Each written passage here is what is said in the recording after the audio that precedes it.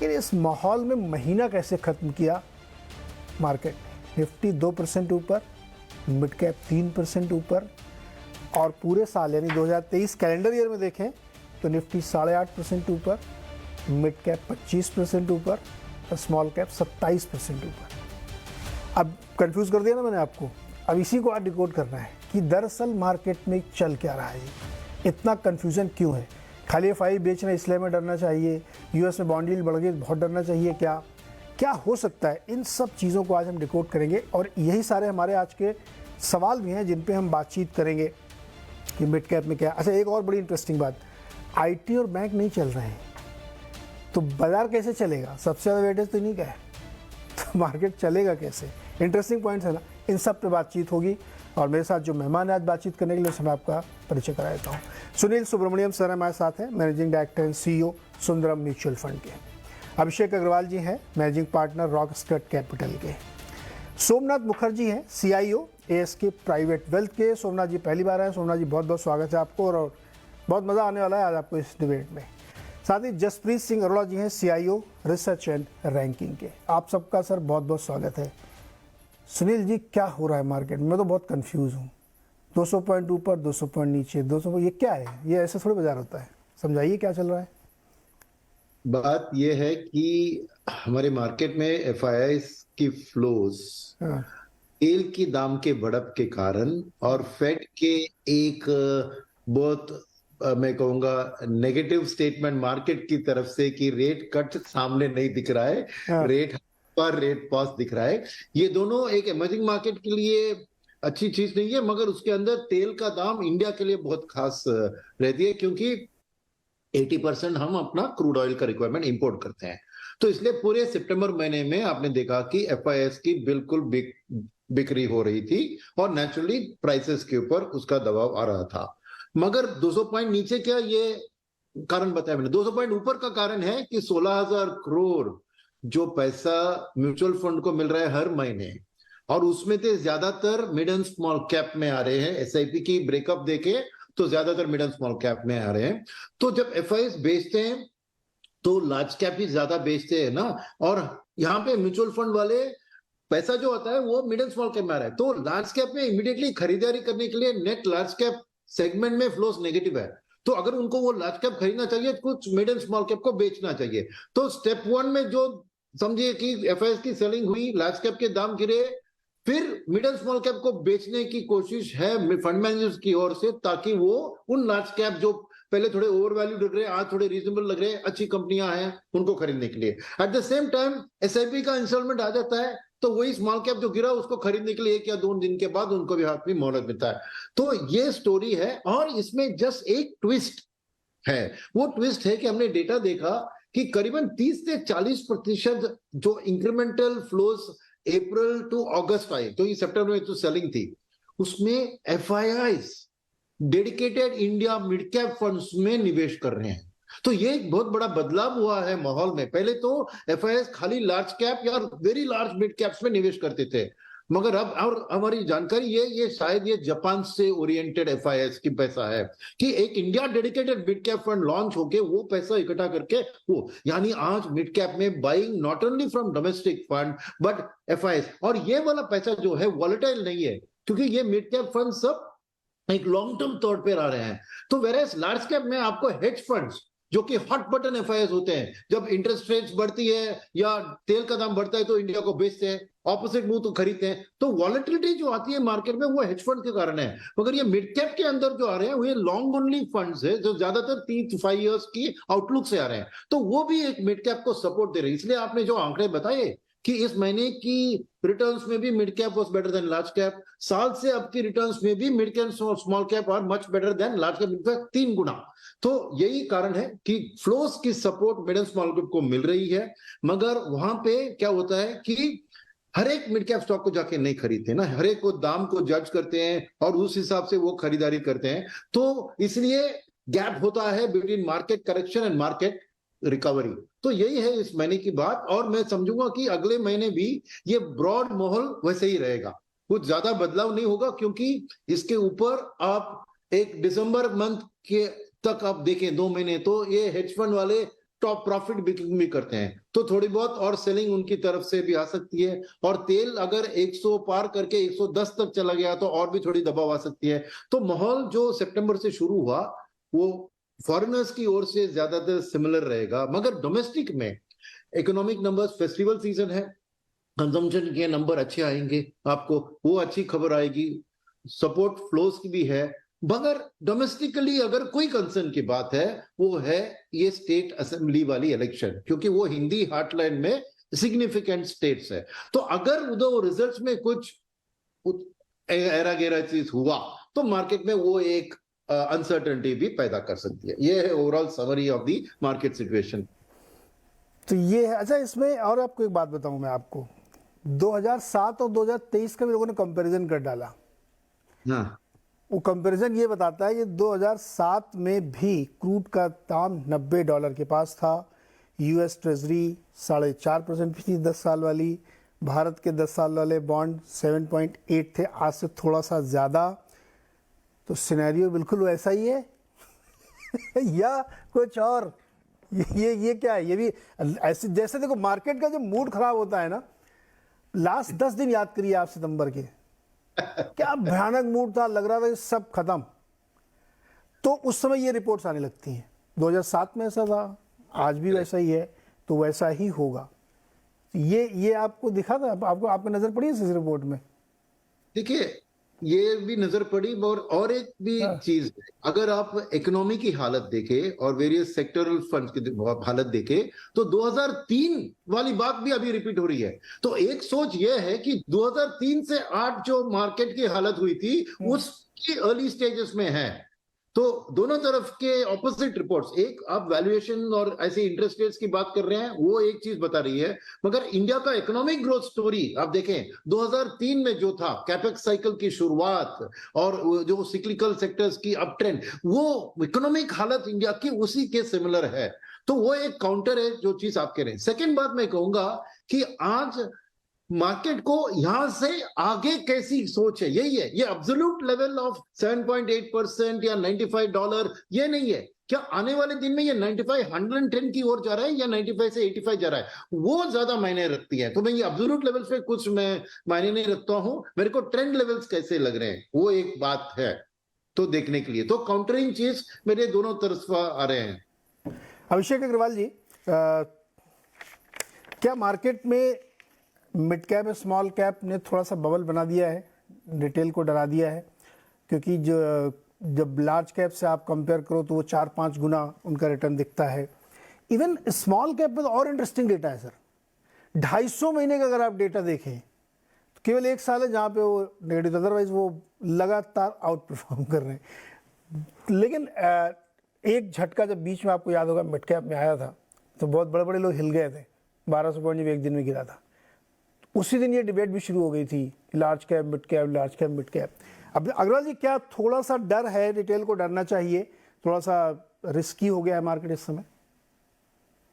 जी बिल्कुल नीरज जी, अगर आप ध्यान रखें, लास्ट टाइम जब मैं आपके शो में आया था तब भी मैंने कॉशन उस समय भी दिया था कि मार्केट मुझे ओवर हीटेड लग रहा है, स्पेशली जहां पे मैं बात कर रहा हूँ वो स्मॉल मिड कैप है। नाउ जो रैली है वो लार्जली इसलिए है बिकॉज एक लंबे समय तक एक अंडर ओनरशिप रही मिड एंड स्मॉल कैप में, एंड एक ब्रीफ पीरियड कुछ 24 महीने तक एफआईआई की कंटिन्यू सेलिंग थी अक्रॉस द सेक्टर्स। तो वहां पे कुछ मूड ऐसा बना नहीं था तेजी का कि जहां पे कोई मिड एंड स्मॉल कैप में बाइंग हो। पर जैसे ये रिवर्स हुआ, specially from the April 1st onwards in 2023, और अभी लास्ट हम 5 महीने 6 महीने की तेजी देख रहे हैं, तो वहां पे एफआईआई का जब रुख बना, जो एक पैसा हम देख रहे हैं कंटिन्यूसली इनफ्लोस, वहां पे एक रुझान स्मॉल एंड मिड कैप की तरफ भी गया। और जिस तरह के क्वांटम का पैसा इस समय आया वहां पे, क्योंकि ये ऑफकोर्स एक कम लिक्विड वाली जगह है, ज्यादा ओनरशिप नहीं है, प्रोमोटर ड्रिवन अभी भी है, तो ये रश में ये हश हश जैसा कुछ हो रखा है जहां पे इतनी बड़ी तेजी हमने देखी है। बट ये सस्टेनेबल है क्या, मेरे भी रिजर्वेशंस हैं। एक साल में एक इंडेक्स लेवल पे 25% का रिटर्न, इसका मतलब एक पोर्टफोलियो लेवल पे, जो कि टिपिकली इंडेक्स से तो कम ही ओनरशिप होती है वहां पे, मेरे हिसाब से कहीं नहीं करके भी 40% से 50% होगा। जो कि इतने कम पीरियड के अंदर में इतना बड़ा रिटर्न नॉर्मली मार्केट के प्रेसिडेंट में नहीं है। तो मुझे लग रहा है यहाँ पे कंसोलिडेशन आएगा, हमें डेफिनेटली कॉशियस और होने की जरूरत है। मार्केट एक लंबे व्यू के लिए इंडिया कभी भी खराब दिखेगा नहीं, मगर इस समय तो डेफिनेटली हर जगह हर कोई इंसान पार्टिसिपेट कर रहा है एंड कुछ पास्ट की डेटा या पास्ट का माहौल जैसे हमने पहले भी देखा इंडिया में होता हुआ, डेफिनेटली मुझे भी लगता है कि कुछ ऐसी बातें हो रही हैं एंड हमें डेफिनेटली थोड़ा कैश में रहना चाहिए एंड सेलेक्टिव बाइंग करनी चाहिए। सो मेरा तो ये नजरिया बनता है कि overall mid and small cap is good to be there, but जैसे कहते हैं ना कि ज्यादा शुगर डायबिटीज क्रिएट कर देती है, तो मुझे लग रहा है जो ज्यादा हॉट मनी जो फ्लो हो रहा है यहाँ पे, वहां पे दिक्कत आ सकती है। वहाँ पे दिक्कत आ सकती है। सोमनाथ मुखर्जी जी जो है ASK प्राइवेट वेल्थ के CIO हैं, और सोमनाथ जी ने बहुत बढ़िया से रिसर्च भी की है। सोमनाथ जी, ये मिड कैप की वजह से मतलब सारा ठीक रहा, मिड कैप के ऊपर फोड़ा जा रहा है आजकल, मार्केट रिस्की है, महंगा है, बड़ा हो गया है, क्या है वाकई ऐसा? डरना चाहिए लोगों को? जी एक्चुअली आप अगर मार्केट को देखें तो ये बहुत आसान है कह देना कि ये मिड कैप बहुत ज्यादा चल गया है, स्मॉल कैप बहुत ज्यादा चल गया है, वैल्यूएशंस इनकी काफी बढ़ गई हैं।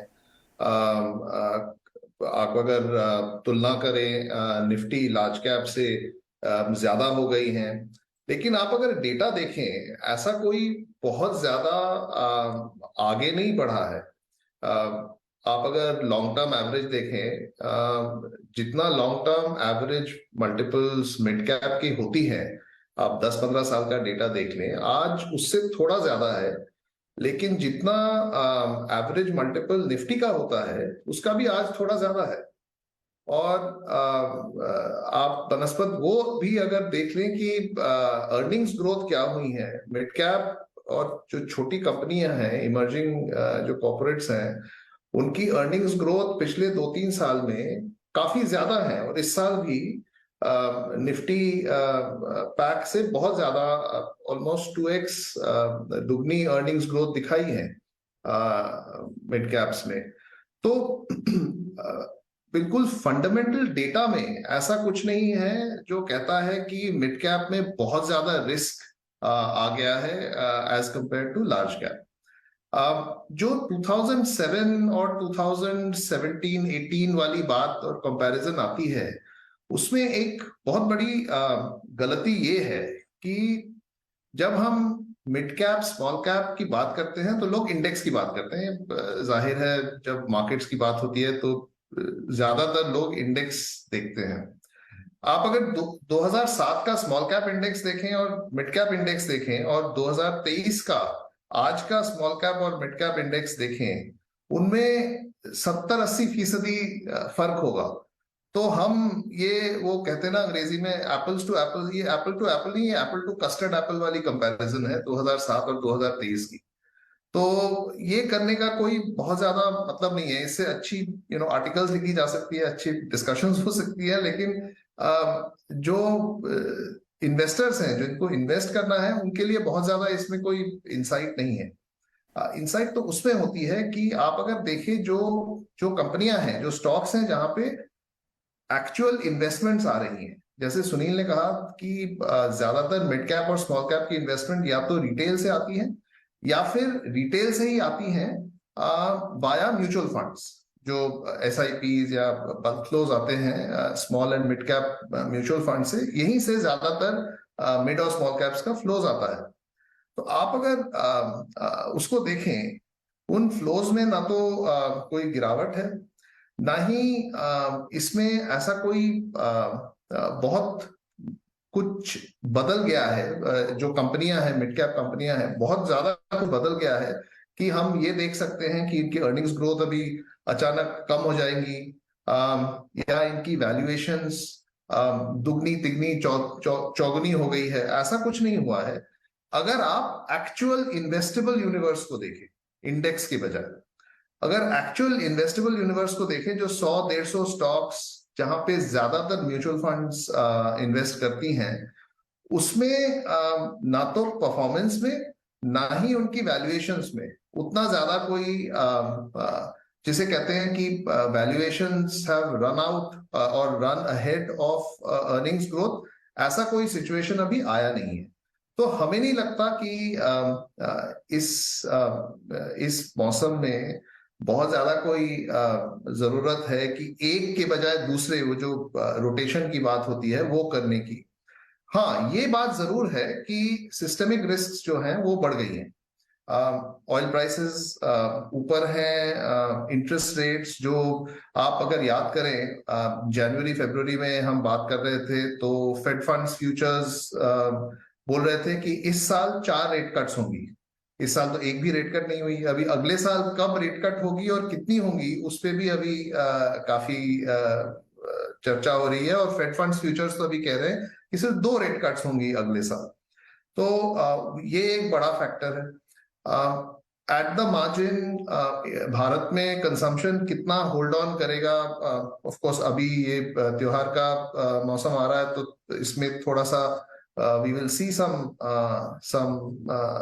टेलविंड देयर, लेकिन कितनी देर तक सोमनाथ जी आप ये कह रहे हैं कि एक ही ब्रश से पेंट ना किया जाए, क्योंकि अगर फ्लैगशिप में रिस्क है तो उतना ही रिस्क फिर मिड कैप में भी है, उसके आसपास ही है, उससे बहुत ज़्यादा नहीं है। आपने जो अपनी रिसर्च में वैल्यूएशन का चार्ट दिखाया है बड़ा इंटरेस्टिंग है सर, कि 2020 में जो मल्टीपल्स मिल रहे थे मिड कैप को, उससे आधे से थोड़ा सा ज़्यादा इस समय है, और निफ्टी में भी लगभग उसी के हिसाब से है, 24 से 18 19 के आसपास आ गए। और ये ट्रेडिशनली पिछले 10-15 साल का अगर डेटा देखें तो मिड कैप हमेशा उससे ऊपर मल्टीपल पे ही चला है। हमेशा मिड कैप का मल्टीपल भी ऊपर रहा है और अर्निंग्स ग्रोथ भी ऊपर रहा है, और जो एवरेज आज की डेट में है वो बहुत ज्यादा फर्क नहीं है लॉन्ग टर्म एवरेज से। हाँ, लॉन्ग टर्म एवरेज से बहुत ज्यादा नहीं है। तो इस हिसाब से अगर देखा जाए तो बहुत ज्यादा डरने की जरूरत नहीं है। कुछ एक एक्सेप्शंस हो सकते हैं कि जैसे कोई स्टॉक 5-10 गुना हो गया, तो वैसे तो बहुत सारे आईटी स्टॉक भी हैं जो 70 के मल्टीपल में मिल रहे हैं लार्ज कैप में, उनको क्या करेंगे आप? सुनील जी कुछ जोड़ना चाह रहे हैं, बोलिए सुनील जी। और एक फर्क है कि टिपिकल लार्ज कैप इन्वेस्टमेंट जो एफआईएस की तरफ से समझिए, या और एक टिपिकल मिड कैप जो एक मिड कैप फंड मैनेजर या एक लॉन्ग ओनली फंड खरीदता है, इसमें फर्क ये होता है कि लार्ज कैप का कॉल 1 साल 1.5 साल ऐसे साल में होता है, इसलिए जो मार्केट देखती है ना 1 ईयर फॉरवर्ड पी, वो कुछ ना कुछ मायने रखता है कि वैल्यूएशन में कैसी लग रही है against long term average, against other emerging market, against world market, ऐसी बात। मगर मिड कैप में जो फंड मैनेजर खरीदते हैं, मैं रिटेल इन्वेस्टर्स की बात नहीं कर रहा हूं, फंड मैनेजर जब मिड एंड स्मॉल कैप में खरीदते हैं ना, वो FY27 FY28 की अर्निंग्स को डिस्काउंट करके उस स्टॉक को खरीद रहे हैं, क्योंकि वो 3 to 5 ईयर होल्डिंग में देख रहे हैं। उसको ये 1 साल, ये trailing P, 1 year forward P देख के थोड़ी कोई स्टॉक खरीदता है। जब मैं फंड मैनेजर में जाके खरीद रहा हूं, मैं उसका एक 4 to 5 ईयर का कैश फ्लो का प्रोजेक्शन करके फिर डिस्काउंटेड कैश फ्लो में देखता हूं कि क्या आज वैल्यू है compare to the net present value of the cash flows. तो मेरे लिए वो मायने रखता है। तो मेरे पोर्टफोलियो में मैं FY27-28 के हिसाब से देख रहा हूं कि ये स्टॉक खरीदने से मेरे को फायदा होता है कि नहीं। शायद 1 साल में वो न दिखे, और क्यों नहीं दिखेगा 1 साल में? क्योंकि ये हाई ऑपरेटिंग लिवरेज और हाई फाइनेंशियल लिवरेज कंपनीज होती है, क्योंकि उनकी तरफ एक उनका ऑपरेटिंग कॉस्ट भी हाई होता है, फिक्स कॉस्ट ज्यादा होता है जैसे सैलरीज, सेकंड उनकी इंटरेस्ट और डिप्रिसिएशन भी बहुत ज्यादा होता है कंपेयर टू लार्ज कैप। तो क्या होता है कि 10% drop in sales will lead to 40% drop in bottom line profit, where a 10% increase in sales will lead to 40% increase in EPS। और मार्केट कभी भी वो EPS ग्रोथ को सही नहीं पकड़ती है, क्योंकि ये सब एक जो कहते हैं ना जे शेप रिकवरी वो होता है। तो मेरे ख्याल में फंड मैनेजर के थ्रू जो स्टॉक्स की बाइंग हो रही है वो फ्यूचर क्वालिटी और एक्सपेक्टेशन ऑफ। ये सुनील सर बहुत इंटरेस्टिंग मार्केट है इस समय, इसीलिए हम आप जैसे विद्वानों से हम लोग मार्केट समझने की कोशिश कर रहे हैं, और इसमें हर नज़रिए से इसको देखना चाहिए। मैं एग्जांपल से रख रहा हूँ, ये मैं सिर्फ बोलूँगा और इस पर आप लोगों को कोई व्यू नहीं है। जैसे आप देखिए कि ब्लू स्टार नाम की कंपनी अपना QIP लेके आई, QIP के दिन स्टॉक 10% ऊपर गया। जनरली QIP के दिन स्टॉक इतना रनअप नहीं करता, जबकि डिस्काउंट हुआ। 1000 करोड़ उन्होंने जुटाए और स्टॉक ने मार्केट ने उसको बहुत अच्छे से अप्रिशिएट किया। बहुत बड़ा स्टॉक है मारुति, वो चलता चला जा रहा, ऐसा थोड़ी रिकॉर्ड तोड़ गाड़ियां बिक रही हैं, मंथली नंबर में ऐसा कुछ नहीं दिख रहा है। लेकिन शायद मार्केट एक जो स्ट्रक्चरल चेंज आ रही है इकोनॉमी में, उसको डिस्काउंट करने की कोशिश कर रहा है, जो जिसको कि रीड करने की ज़रूरत है। मिड कैप में भी वही हो रहा है, लार्ज कैप में भी वही हो रहा है, स्मॉल कैप में भी बहुत सारी ऐसी कंपनीज हैं जो बड़े बड़े ऐसे काम कर रही हैं कि आप अगले 5 साल के लिए अपना जो आपको एक्सपेंशन के लिए कैपिटल चाहिए वो आप आज जुटा ले रहे हैं, तो मार्केट उसको शायद रिवार्ड कर रहा होगा। लेकिन Jaspreet sir, bearish, extreme bearish, bullish, extreme bullish या न्यूट्रल, क्या है आप इस समय? Good evening everyone. हाँ, mid cap on a lighter note, mid cap small cap सब बात हो रही है, तो ऐसा लग रहा है large cap, very large cap, mid cap fund managers के बाद finally small cap fund manager को मौका मिला है बात करने को। नहीं, मैं तो पूरे मार्केट में कह रहा हूँ, आपको जहां से दिल करे वहां से बोलिए। नहीं, चूंकि ठीकरा फोड़ा गया था मिड कैप के ऊपर, इसलिए मैंने मिड कैप को बीच में रख दिया। आप बताइए। नहीं, बहुत इंटरेस्टिंग था सुनील जी ने, इतने मुझे ऐसा लग रहा था कुछ छोड़ तो दे सुनील जी हमारे लिए भी कुछ बोलने के लिए, बट इतना अच्छे से उन्होंने कैप्चर किया सारा। बट हमारा मल्टी कैप फंड है नीरज जी, तो एट ऑल टाइम्स हमें select mid cap, select small cap, select large cap ढूंढते रहते हैं। बट इस समय डेफिनेटली स्मॉल कैप या वेरी स्मॉल कैप, जो थोड़े छोटे स्मॉल कैप्स है, उसमें इंक्रीमेंटल एक्सपोजर हम कम कर रहे हैं, लार्ज कैप मिड कैप में ही ज्यादा रख रहे हैं। उसका रीजन भी सिंपल है कि करंट ईयर FY24 में आप ईपीएस का पी देखेंगे तो लगभग 20 टाइम्स आता है, अगले साल का देखेंगे 18 टाइम्स आता है। FY25 बहुत कंफर्टेबल लेवल है, बहुत ज्यादा इसमें कोई खोने को नहीं है, right. Margin of safety relatively high. Mid cap में देखेंगे again relatively compare to historical averages देखेंगे, प्रीमियम टू लार्ज कैप देखेंगे, बहुत ज्यादा कोई ऐसा नहीं है, दिक्कत नहीं है उसमें। दिक्कत या रिस्क कहाँ है ज्यादा, स्मॉल कैप या माइक्रो कैप में? वहां पे भी थोड़ा आई वुड से कि सर्टेन पॉकेट्स में जो मुझे यूफोरिया ज्यादा दिखता है, defence, PSUs, railway, capex stories, जो बीच में एक फेज आ गया था, EMS, राइट, इलेक्ट्रॉनिक्स के रिलेटेड है, वो नए जो ये इस तरह का ट्रेंड आ रहा है, जो काफी टाइम से या तो चले नहीं है या एकदम ही नए उभर के आए हैं, वो पॉकेट्स, उधर थोड़ा यूफोरिया ज्यादा है। एक पॉइंट मैं जरूर ऐड करना चाहूंगा, हम लोग ये जरा कैश कितना है, PMSs जो हमारे डायरेक्ट कंपेटिटर्स हैं या other advisors in the country, वो 10 से 20% की रेंज में है, कुछ केसेस में तो 25 से 30% भी रहा है in the last 2 months, right. अब ये सारे PMSs, ये सारे advisors, they can't sell, right, वो इतने ऑलरेडी कैश में, वो क्या बेचेंगे? तो इंक्रीमेंटल सेलिंग उतनी है नहीं मार्केट में, और जो भी नया पैसा आता है, सुनील जी ने बताया, वो सारा फिर अब्सॉर्ब होता है, तो मार्केट में इंपैक्ट आता ही है उसका। तो और अभी हम लोग रिसेंटली हमने एक कॉन्फ्रेंस अटेंड की है, अरिहंत ब्रोकर्स उन्होंने अरेंज की थी लास्ट 3 दिन में, स्मॉल एंड मिड कैप्स की ही कंपनी आई थी, और द अमाउंट ऑफ अटेंशन उसमें, जो उनको डिमांड है, जितना लोगों को एक्साइटमेंट है अभी भी, right, even though small and mid cap के अराउंड इतना थोड़ा सा अलर्टनेस काफी आ रही है इन द लास्ट 1 month कि क्या वो थोड़ा संभल के चलना चाहिए, उसके बावजूद बहुत ज्यादा डिमांड है। तो नो डाउट, जो भी थोड़ा 2, 4, 5 साल का व्यू ले रहे हैं और स्मॉल एंड मिड कैप का रिस्क रखते हैं, मार्केट रिवॉर्ड कर रही है, और मुझे लगता नहीं है बहुत ज्यादा इसमें डरने की जरूरत है, एज लॉन्ग एज वो क्वालिटी है, long term fundamental drivers driven है, अर्निंग्स ग्रोथ ड्रिवन है, और थोड़ा सा बस वो पी को बस थोड़ा संभाल के चलना चाहिए।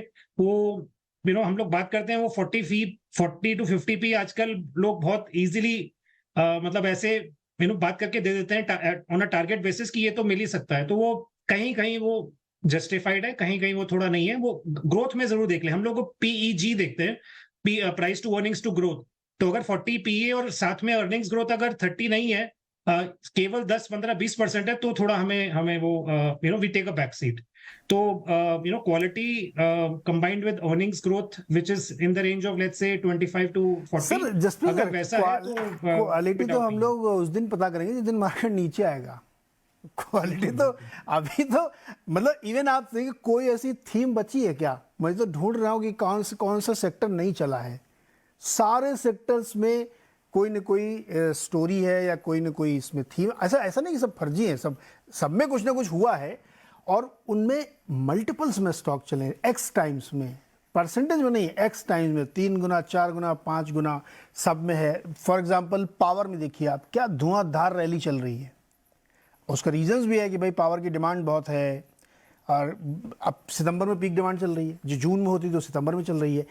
अभिषेक जी, एक बात बड़ी आपकी गहरी है, ये जो सेक्टोरली इतना ज़्यादा ओवर वैल्यूएशन हो जाता है, या लोग एकदम कूद के कुछ भी मुझे ले लेना है, इर्रिस्पेक्टिव कि मिड कैप लार्ज कैप कुछ भी हो, वहाँ पे फिर मैंने बताया ना, सितंबर के आखिरी 10 दिनों में सबको याद आ रहा था कि यार वैल्यूएशन देखना चाहिए भाई, है ना, वैल्यूएशन कंफर्ट नहीं है अब मुझे ये बातें उस समय होती हैं। इसके बीच में मुझे एक रास्ता चाहिए। जो बात अभी मुखर्जी जी ने कही, जो सुनील जी कह रहे हैं और जो आप कह रहे हैं, उसके बीच में कहीं एक कांटा बैठना चाहिए। अभिषेक जी देखिए, मार्केट में तो सदाबहार तेजी लगेगी लोगों को, उसमें तो कोई डिनाइल नहीं है।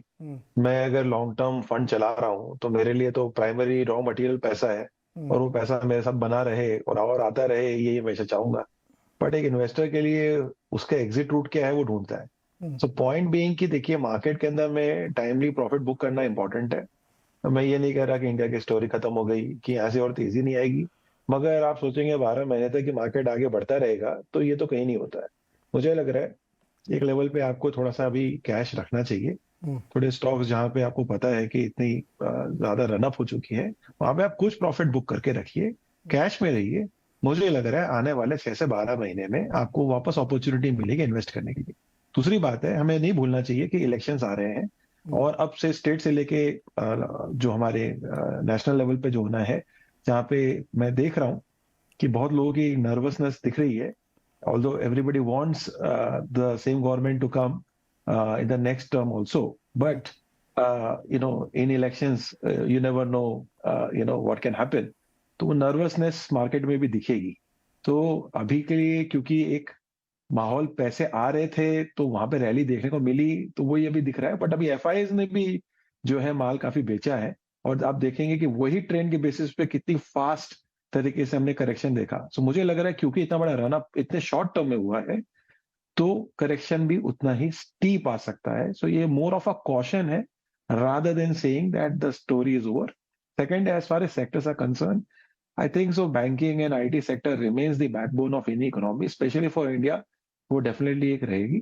अभी जो जिस तरह से हम देख रहे हैं कुछ चीजों को सेक्टर्स में, मुझे लग रहा है कि ये थोड़ा सा ज्यादा हो रहा है, एंड एक थोड़ी सी नॉर्मेलिटी आ जाएगी तो फिर आपके पास वापस से क्वालिटी स्टॉक सिलेक्शन, जिसके भी पोर्टफोलियो में जिनको जो अच्छा लगता है, वहां पे आपको एक बेटर प्राइसिंग मिलेगी एंटर करने के लिए।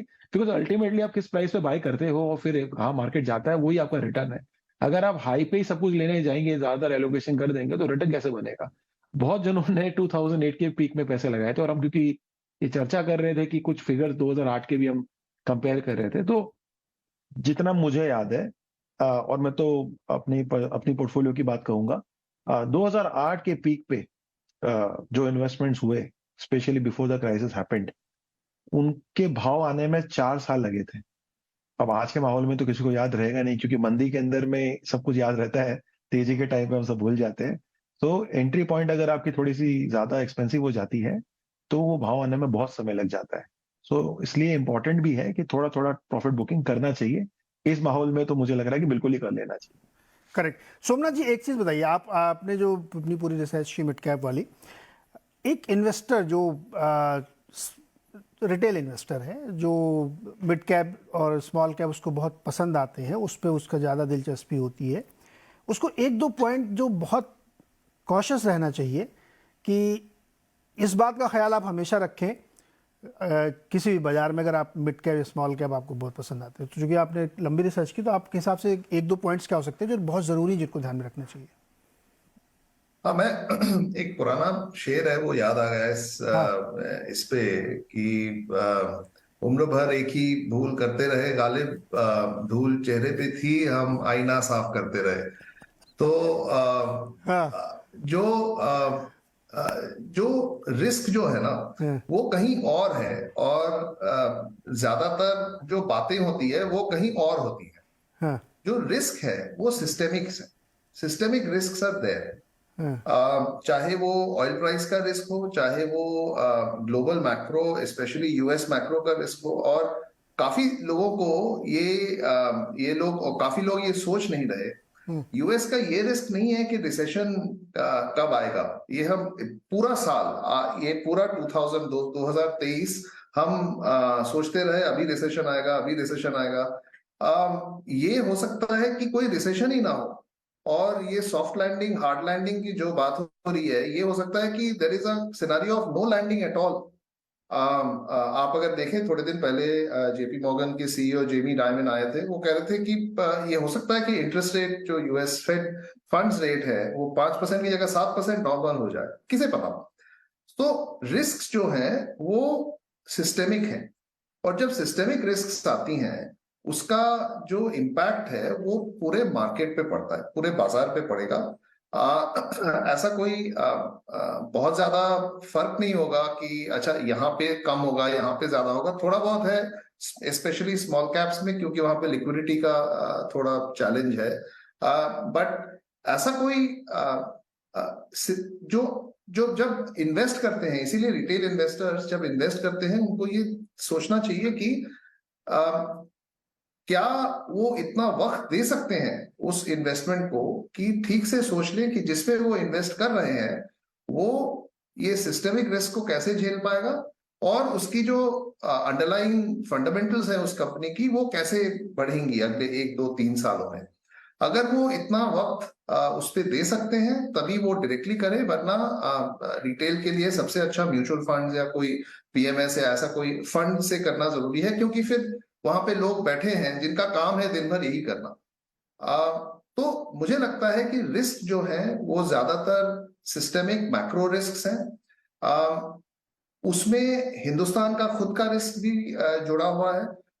There is a lot of complacency around कि हमारा जीडीपी ग्रोथ 7-8% होता रहेगा, हमारा कंजम्पशन ग्रोथ ऐसा बढ़ता रहेगा। मुझे नहीं लगता इतना आसानी से होगा। ये जो प्राइवेट कैपेक्स की बात हो रही है, हम पिछले 3-4 सालों से ये बात सुन रहे हैं, हम जैसे लोग बोल भी रहे हैं कि प्राइवेट कैपेक्स होगा, प्राइवेट कैपेक्स होगा।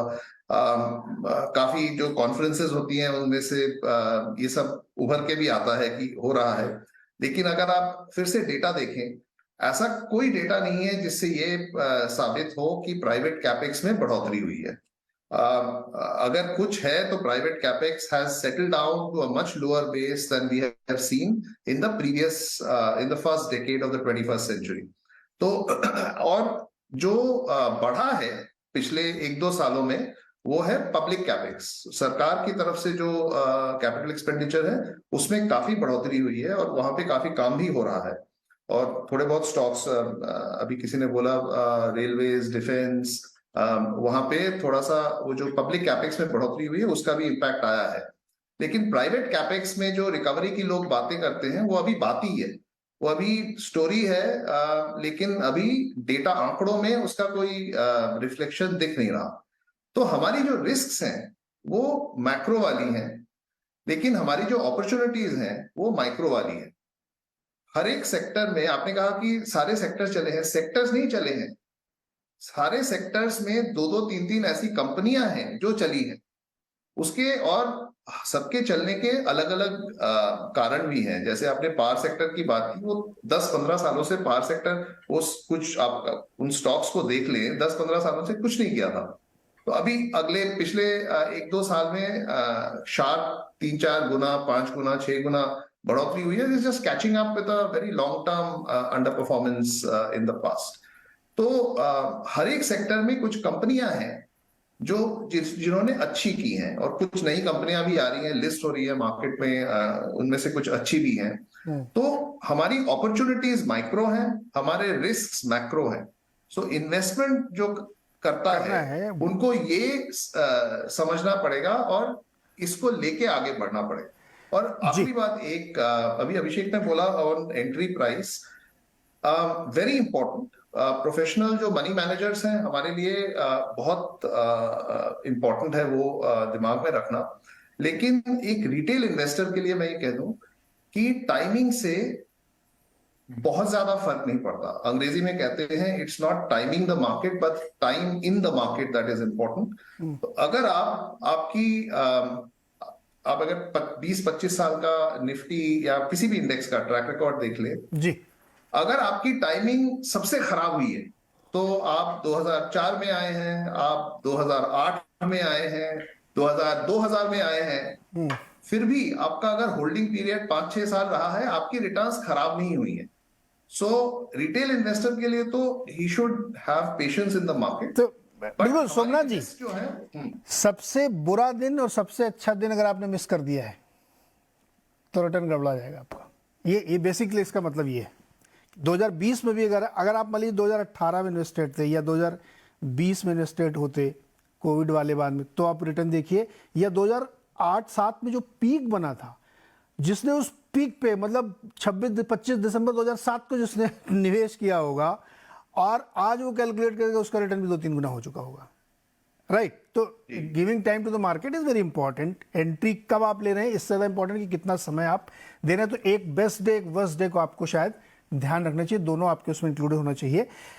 सेक्टोरली सर इसमें हुआ क्या है दरअसल, जैसे आप पावर में देखिए तो हर सेक्टर में 10-20 कंपनियां रिप्रेजेंटेटिव होती है। वैसे तो 6000 कंपनी लिस्टेड है, उसमें से 10, 20, 25, 30 जो होती है जिनके नाम आम फहम होते हैं। इस बार ऐसा हुआ है जो मैं देख रहा हूं कि वो किसी भी सेक्टर में जाइए वो 10-20 चले हुए हैं सब में, मतलब ऐसी। इवन आप देखिए जैसे कोई स्मार्ट मीटर की खबर आई, उस सेक्टर के जितने नाम आपको याद आ रहे होंगे आप उठा के देखिए 4 गुना हो चुके हैं। पता नहीं ऐसा क्या दुनिया में बदल जाएगा उनकी लाइफ में, लेकिन ऐसा हो रहा है। एनीवे खैर, ये एक बहुत इंटरेस्टिंग डिस्कशन, ये चर्चा थी कि मार्केट में सिस्टमिक रिस्क है, यानी कोरोना आएगा तो फिर क्या अमीर क्या गरीब क्या मंत्री क्या संतरी, सबके ऊपर असर पड़ेगा। यही है ना सिस्टमिक रिस्क। तो उससे डरना चाहिए रादर कि आपको छोटी छोटी चीज़ों से। एक छोटा सा मैं ब्रेक लेता हूँ, ब्रेक से लौट के आएंगे तो मेरा एक सवाल है, इसका मुझे जवाब चाहिए कि बैंक और IT सेक्टर बिल्कुल नहीं चल रहे हैं तो मार्केट कैसे चलेगा। छोटे से ब्रेक के बाद।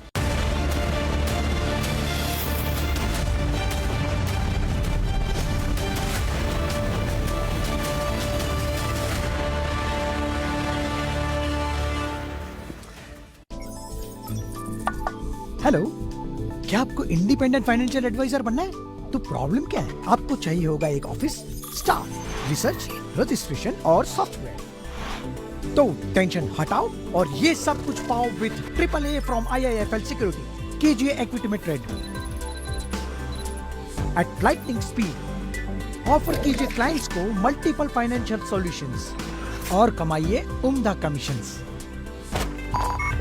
बिना paper work digitally client on board कीजिए। उनके 360 डिग्री पोर्टफोलियो रिपोर्ट के साथ अपना बिजनेस भी ट्रैक कीजिए और अपनी लर्निंग बढ़ाइए state of the art learning platform के साथ। तो आज ही iiflsecurities.com/AAA पर रजिस्टर कीजिए और बन जाइए advisor any time anywhere. AAA by IIFL Securities. Investments in securities market are subject to market risks. Read all the related documents carefully before investing.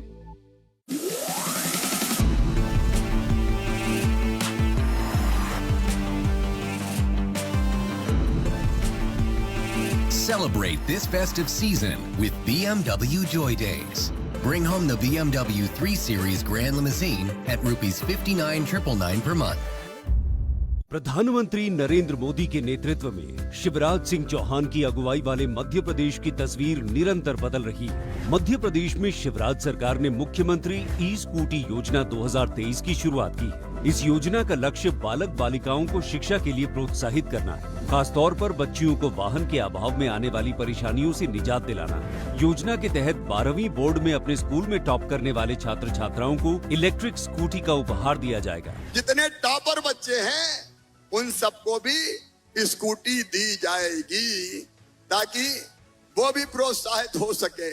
वर्ष 2023 में राज्य में लगभग 9000 पात्र छात्र छात्राओं को फ्री ई स्कूटी दी जा चुकी है। इस योजना से प्रतिवर्ष औसतन 7800 छात्र छात्रा होंगे लाभान्वित। ई स्कूटी पाने के लिए पात्र छात्र छात्राएं इस योजना के तहत 12वीं कक्षा में अपने स्कूल में टॉप करने पर ऑनलाइन आवेदन कर सकते हैं। विकास लगातार, मोदी जी शिवराज सरकार। कांधे पे मुझको बैठा ले चल तू ले चल अभी। सब उस घर जैसा ही तो कर दिया, फिर एक ही शहर में अलग घर क्यों? क्योंकि अपनी एक जगह बनानी थी पापा, जिसे आप भी अपना कह सके। Dulux Velvet Touch feels like home. एक और Volkswagen Virtus कॉफी के बहाने लंबी ड्राइव का मजा लेते हुए, बोरिंग रास्तों को एक्साइटिंग बनाते हुए, हर मोड़ पर सबका ख्याल रखते हुए, क्योंकि वर्टिस के साथ हर ड्राइव सिर्फ एक ड्राइव नहीं, एक अनोखा अनुभव है। Volkswagen। कितना अच्छा होगा जब सिर्फ आप घर को नहीं, घर भी आपको समझने लगेगा। तुझको जब भी वो अकेले देखेगा, साए सा संग तेरे हो लेगा। छत की भी आंखें होंगी, समझेंगी वो भी जो इशारों में बातें होंगी। फर्श पे पाँव जो पड़ेंगे आहिस्ते, उंगली पकड़ के दिखाएगा वो रास्ते। एक दिन ऐसा भी होगा। Polycab, ideas connected. સ્કેન કરવાનું, ક્લેમ કરવાનું, જ્યુસ પીવાનું, મજાની life. Stress-free claim process with Acco Health Insurance. Bertram, meet Hector, the car that pampers me.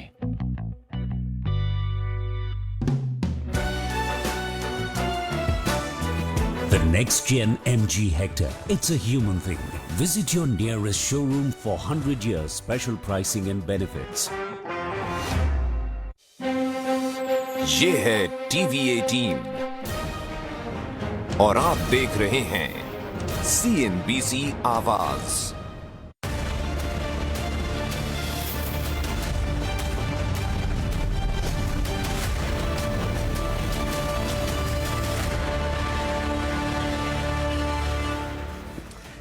स्वागत एक बार फिर से आपका। और आज वीकेंड मार्केट अड्डा में चर्चा हो रही कि मार्केट में दरअसल हो क्या रहा है और किस तरीके से अप्रोच किया जाए। तो उसमें mid cap, small cap, large cap, तमाम चीज़ें आई हैं। अब एक और बड़ा इंपॉर्टेंट सवाल है कि हमने पिछले काफ़ी समय से हम लोग देख रहे हैं कि आईटी सेक्टर पे अंडरवेट है।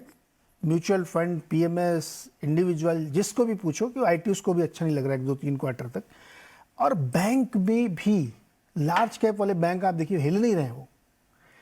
तो ये जो दो सबसे बड़े सेक्टर, सबसे ज़्यादा वेटेज रखने वाले सेक्टर है मार्केट के, और वही नहीं चल रहे तो मार्केट कैसे चलेगा? जसप्रीत जी, कैसे चलेगा मार्केट जब यही नहीं चल रहा है, आईटी और बैंक?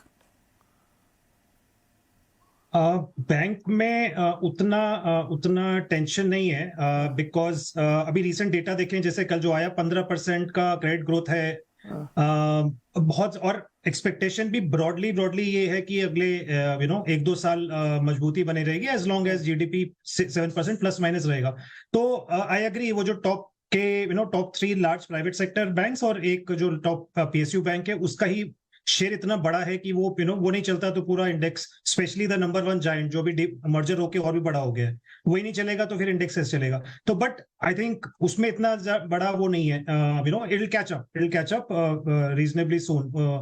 ज्यादा आई थिंक सोच या फिर इंडेक्सेशन अंडरवेट ओवरवेट जो ज्यादा वो है troubling, which is on the IT side. और जो कल जैसे जिस एक्सेंचर का आया है, बोथ रिजल्ट का जो ट्रेंड है एज वेल एज आउटलुक का जो ट्रेंड है, वो बहुत ज्यादा एक्साइटिंग नहीं है, इनफैक्ट न्यूट्रल भी नहीं है। तो अब वो अलग बात है कि ये पूरा कैलेंडर ईयर चला गया, रिसेशन नहीं आया है, भले वो ठीक है, बट टुवर्ड्स द एंड उम्मीद थी कि थोड़ा ग्रीन शूट्स उभर के आए for the next calendar year, जो एटलीस्ट नहीं आ रहे अभी तक। और आप रिसेंट हमने जितनी भी कमेंट्री सुनी है आईटी कंपनीज के साथ, सब बोल रहे हैं कि सब ठीक है, 10-15% ग्रोथ के अराउंड रहेगा।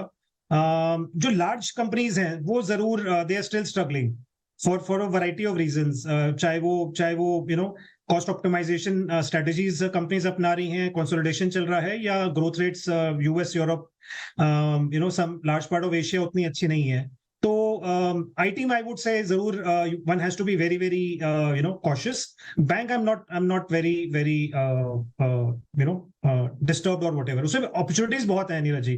बैंक्स और द एंटायर बीएफएसआई में इतनी अपॉर्चुनिटीज है, एनबीएफसी, नॉन लेंडिंग, तो उसमें कहीं ना कहीं वो अल्फा बन जाता है। वो for multi cap PMSS and funds like us वो अपॉर्चुनिटी मिल जाती है। आईटी में जरूर दिक्कत आती है, बट इंडेक्स पे ऑब्वियसली वो एक कितने समय तक दिक्कत लग रही है अभी आईटी में? अभी कितना और समय लगेगा ठीक होने में? आईटी में कितना समय लगेगा? कितना और आपको लगता है कितने और क्वार्टर तक प्रॉब्लम ये रह सकती है? ये मेरे ख्याल से तो 2 quarter one will have to wait out. So which means कि क्वार्टर 2 की कमेंट्री ऑब्वियसली जो भी आएगी, and the earliest, I mean अगर मैं ऑप्टिमिस्टिक व्यू लूं तो I would say Jan end, which is like the start of end of quarter 3. But realistically बात करें तो वो quarter 4 हो ही जाएगा, because उससे पहले तो मुश्किल लग रहा है IT को to come back to a reasonable rhythm. एक बार के लिए एक बाउंस बैक जरूर आता है, बीच में आता भी रहता है, ऐसा नहीं है कि ये इट्स बीन अ लैगर्ड कंटिन्यूअसली, एक महीना वो बीच में बाउंस बैक देता है, बट वो सस्टेन नहीं करता है। तो सस्टेनेबल वाली जो एक बात है वो मेरे को लग रहा है कि some time in that JFM quarter ही आएगी at the earliest, if at all, otherwise may be some time even after that. जी सुनील जी, आपका क्या व्यू है IT और बैंकिंग में? मेरे ख्याल में IT में अभी भी हवा थोड़ा है, क्योंकि मेरा एक स्लाइटली लॉन्गर टर्म पर्सपेक्टिव से मैं उसको ट्रैक कर रहा हूं। तो क्या हुआ कि कोविड के पहले IT का एक प्रेडिक्टेबल ग्रोथ रेट था, और वो एक हाई सिंगल डिजिट लो डबल डिजिट ग्रोथ को मार्केट डिस्काउंट करके उसका जो वैल्यूएशन था एक सेफ्टी सेक्टर के ओर था। फॉरेनर्स भी ज्यादा निवेश कर रहे थे हमारे IT में, वैसा था। कोविड के टाइम में क्या हुआ, सडनली अरे वापस Y2K का समय आ गया, global transformation, internet of things, ऐसी बातें करके IT को एक ग्रोथ सेक्टर में सडनली कन्वर्ट करके उसकी पी रेशो में एक्सपेंशन बहुत हो गई थी कोविड फेज में। अब उसके बाद जो सिचुएशन कोविड के बाहर आए हम, फिर रशिया यूक्रेन क्राइसिस आई, तो वर्ल्ड की स्लोडाउन है, तो मेरे लिए वो बाइंग जो हो रहा था IT में, इससे ज्यादा गिरावट आनी थी, क्योंकि पैसिव फ्लोस जो आते हैं ना ETF के जरिए, वर्ल्ड की मूल देखिए फ्लोस ज्यादातर पैसिव बन गए। तो उस पैसिव फ्लो जो इंडिया की ओर एक इंडिया इमर्जिंग मार्केट ETF इसमें आती है, तो IT को खरीदारी का सपोर्ट मिल रहा था, इसलिए जो हवा बनी थी कोविड के फेस में उतना गिरावट नहीं आने दिया। तो मेरे ख्याल में उस स्थिति को अभी भी मेरे ख्याल में IT में थोड़ी गिरावट आ सकती है, क्योंकि एक लॉन्ग टर्म IT को वापस अपना एक stable systemic growth of high single digit low double digit उस स्टेज में आके जो वैल्यूएशन उसका हक बनता है वो आने में अभी भी टाइम लगता है। और मेरी सोच सेम है जैसे जसप्रीत कह रहे थे कि end of the JFM quarter और मे बी समटाइम ड्यूरिंग अप्रैल में जून क्वार्टर में ही थोड़ा बहुत करेक्शन के बाद ही वो लेवल एक रीजनेबल लेवल पे आएगा। तो IT में मैं अंडरवेट हूं। मानते हैं कि ऐसे वक्त में इंडिविजुअल कंपनीज दूसरी कंपनी से मार्केट शेयर छीन सकती है, तो स्पेसिफिक स्टॉक स्पेसिफिक बाइस तो हो सकते हैं, मगर ओवरऑल एज ए सेक्टर मैं मानता हूं कि 2 क्वार्टर के लिए दबाव रहेगी। बैंकिंग में भी मैं सहमत हूं जसप्रीत के साथ कि बात बनती है कि क्या ओवर बाइंग हुआ है, क्योंकि लार्ज कैप इंडेक्स में इतना हुआ है तो करेक्शन का असर भी उधर दिखता है, फ्लोज के असर भी दिखता है, और बड़ी दिग्गज में जो एक मर्जर हुआ है उसके कारण ओनरशिप ऑटोमेटिकली डबल दिख रहा है एक ही स्टॉक में, तो थोड़ा बहुत पैरिंग हुआ है। मगर ब्रॉड सिनेरियो आप देखें तो 2 चीज बनती है, एक नेट इंटरेस्ट मार्जिन थोड़ी घटने की दिख रहे थे, इसलिए थोड़ा उधर दिलचस्पी कम हुआ था। मगर मैं क्या कह रहा हूं कि भले ही नेट इंटरेस्ट मार्जिन थोड़े गिरे, क्रेडिट ग्रोथ इतना है कि प्राइस इंटू क्वांटिटी कहते हैं ना, यानी निम इंटू लोन बुक, वो एब्सोल्यूट EPS ग्रोथ को प्रोटेक्ट करेगी और बैंक्स की अच्छी ग्रो करेगी। तो मेरे ख्याल में अभी भी BFI स्पेस में आप खरीद सकते हैं, आपका डाउनसाइड रिस्क लिमिटेड है और अपसाइड भी है। मानते हैं कि सिक्लिकल सेक्टर की तरह आप 30-40% पर एनम रिटर्न को एक्सपेक्ट नहीं करना चाहिए, मगर एक सॉलिड डबल डिजिट रिटर्न अभी भी आपको BFSI बैंकिंग स्पेस से मिल सकता है, और उसमें डाउनसाइड रिस्क भी मेरे ख्याल में प्रोटेक्टेड है, क्योंकि माहौल जो हो रहा है कि इमीडिएट शॉर्ट टर्म में ये फेस्टिवल सीजन और आने वाली समर में आपको कंज्यूमर ड्यूरेबल्स जो EMI के थ्रू खरीदारी होती है, ऑटो सेक्टर में जो गाड़ियां खरीदते हैं, हाउसिंग में, ये सब एक रिटेल लेंडिंग को थोड़ी सपोर्ट और बिल्डअप देंगी। और कैपेक्स साइकिल जो अगले 2-3 साल में बढ़ती हुई दिख रहे हैं, वहां पे भी लेंडिंग का जो ग्रोथ है वो ज्यादा होगा, और अल्टीमेटली बैंक्स की एब्सोल्यूट प्रॉफिट्स एक अच्छी दिशा में बढ़ती जाएगी, और आपको अच्छा रिटर्न इस लेवल पे भी बन सकता है। स्प्रेड का चैलेंज रहेगा, क्योंकि इंडिया की जो प्रॉब्लम हो रही है ना कि अभी मान लीजिए RBI कुछ नहीं कर रहा है, पीक हो गया रेट, और डिपॉजिट आप हाई रेट पे ले ही रहे हैं बैंकों के सामने, तो जब वो गिरना शुरू होगा तो थोड़ा स्प्रेड का इशू आएगा। तो कैपिटल प्रोटेक्शन तो डेफिनेटली रहेगी, पैसा कितना बनेगा बैंकिंग में, बल्कि जो NBFC या माइक्रो फाइनेंस है वहाँ बहुत पैसा बनने की संभावना है, वहाँ पे चूंकि क्रेडिट कॉस्ट बहुत नीचे है, तो मैं भी खैर उसमें देखते हैं। अग्रवाल साहब, आप क्या IT और बैंक में अपॉर्चुनिटी देख रहे हैं? क्योंकि ये सबसे इस समय इग्नोर्ड सेक्टर, लोग कहते हैं ना अगले 6 महीने देखो ना, अभी क्यों देख रहे हो, तो इसलिए मैंने पूछ लिया पहले जसप्रीत जी से कि और कितने महीने रुकना है, तो उन्होंने कहा 6 महीने, तो हमने कहा ठीक है, उसके आगे की बात बताइए, खरीदा जाए क्या, लोग देखें इस तरफ? अग्रवाल साहब? मुझे लग रहा है कि बिकॉज बाकी जगह पे एक तरफा तेजी चल रही है, तो ये सेक्टर जो कि एक टाइम पे एक सेफ नेट जैसा देखते थे, वहां पे अटेंशन कम है। पर इसका मतलब ये नहीं है कि ये सेक्टर में परफॉर्मेंस नहीं है या ये सेक्टर चलेंगे नहीं। तो यहाँ पे मुझे लग रहा नहीं है कि मैं कोई नेगेटिव व्यू के साथ बैठा हूँ। यहाँ पे चॉइस की बात आ जाएगी कि हम किस तरह के सेक्टर को या स्टॉक को देख रहे हैं। मैं आपकी बात से सहमत हूँ। जहां तक बैंकिंग में आपने जैसे कहा कि ट्रेडिशनल बैंकिंग को छोड़ के अगर हम एनबीएफसीज, माइक्रो फाइनेंस, इंश्योरेंस और जैसी कंपनियों को अगर हम देख रहे हैं, तो डेफिनेटली यहाँ पे एक सस्टेनेबल ग्रोथ है and they are delivering that. तो यहाँ पे मार्जिन भी बेटर है। तो जो मार्जिन प्रेशर की आपने बात कही, यस, जहाँ पे एक बैंक टिपिकली एक बहुत सेफ बेट लेने की कोशिश करता है, तो वहां पे ऑफकोर्स उनकी लेंडिंग रेट्स भी कम होती है एंड डिपॉजिट कॉस्ट के सामने फिर उनका निम जो है वो एक रीजनेबली सिंगल डिजिट में बहुत ही नैरो माइंड में रहता है। और थोड़ा सा भी इतनी बड़ी बुक के अंदर में जहाँ पे भी कॉम्प्रेशन आता है तो डेफिनेटली उसकी इम्पैक्ट हमको बॉटम लाइन में दिख जाती है।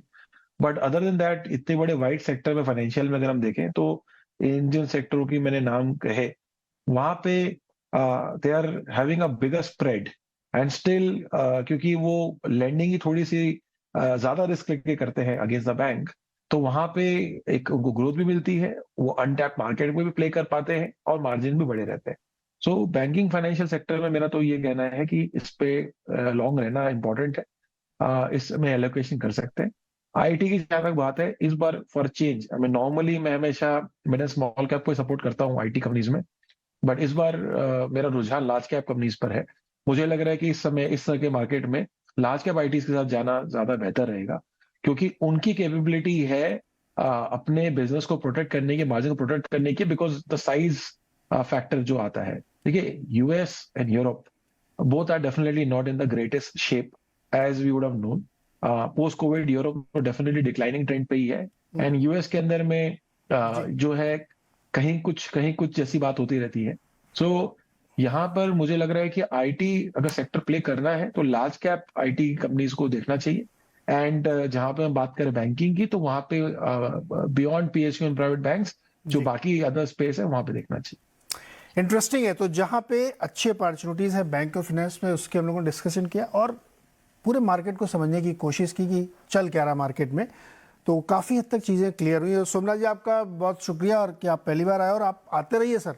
होपफुली हमारे दर्शकों को बड़ा फ़ायदा मिलेगा, बहुत सारी क्लैरिटी मिलती है। हमारे बाकी सारे मेहमान आते रहते हैं, तो उम्मीद करते हैं कि काफ़ी क्वेश्चंस आपके सॉल्व हो गए होंगे। ऐसे ही अगले हफ्ते फिर कई नए इश्यूज़ को हम लेके आएंगे और आपकी समस्याओं का हल करने की कोशिश करेंगे। बहुत बहुत शुक्रिया आप सबका सर। हैप्पी वीकेंड, एंजॉय करिए, हेल्थ का ध्यान रखिए और हो सके तो कोई बढ़िया सी एक मूवी देखिए। बहुत बहुत शुक्रिया।